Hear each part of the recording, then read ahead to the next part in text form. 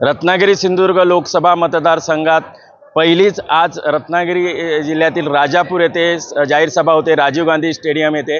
आणि आज उपमुख्यमंत्री देवेंद्र फडणवीस या सभेला उपस्थित राहणार आहेत, संबोधित करणार आहेत। आपल्या समवेत माजी आमदार प्रमोद जठार आहेत। आज देवेंद्र फडणवीस याची तोप इथे धडकणार आहे। काय सांगाल, कसं असेल? माननीय देवेंद्रजींचं स्वागत करण्यासाठी आम्ही सगळे राजापूर आणि रत्नागिरी सिंधुदुर्ग लोकसभेतील सगळे कार्यकर्ते, जनता उत्सुक आहे। 3-3:30-4 वाजता साहेबांचं आगमन होईल। दस्तूरखुद्द नारायणराव राणे साहेब आमचे उमेदवार सुद्धा या ठिकाणी येणार आहेत। अशा सगळ्या मंडळी आम्ही त्यांची उत्सुकतेने वाट पाहतो आहोत। 4ला सभेला सुरुवात होईल त्यांच्या भाषणाने, तत्पूर्वी 3 वाजता सभा या ठिकाणी सुरू होईल। आणि आम्हाला विश्वास आहे, ज्या प्रकारे मोदी साहेबांनी देशाच्या विकासाची गॅरंटी दिली आहे, आम्हाला देवेंद्र फडणवीस साहेब आणि नारायणराव राणे साहेब कोकणाच्या विकासाची गॅरंटी आज देतील।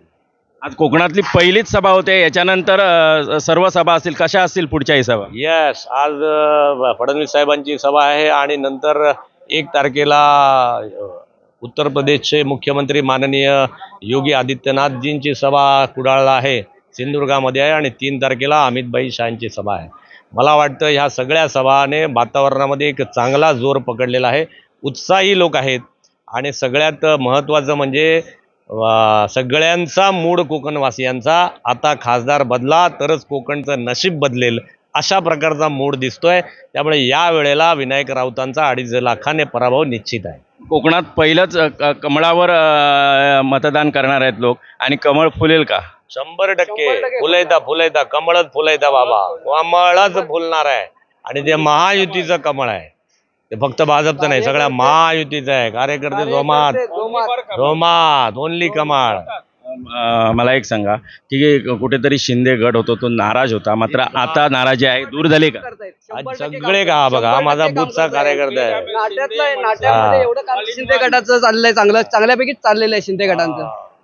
सगळीकडे मताधिक्य असेल। मी सांगितलं ना, 2.5 लाखापेक्षा जास्त मताधिक्य आहे, 2.5 लाखापेक्षा जास्त मताधिक्य कमी नाही पडणार। आणि एक महत्वाचं सांगतो, डार्विनचा एक उत्क्रांतीचा सिद्धांत होता, जी गोष्ट वापरली नाही जात ती गळून पडते।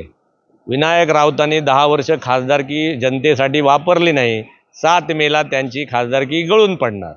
त्यामुळे पुन्हा एकदा हा सिद्धांत सिद्ध होणार, कमळ फुलेगा। थँक्यू। निश्चितच बघितलं तर आजच्या ज्या सभेला आहे तो महायुतीच्या जे कार्यकर्ते आहेत त्यांचा मोठ्या प्रमाणात जो उत्साह आहे तो दिसतोय। सुरेश कौलगेकर, जय महाराष्ट्र, राजापूर, सिंधुदुर्ग।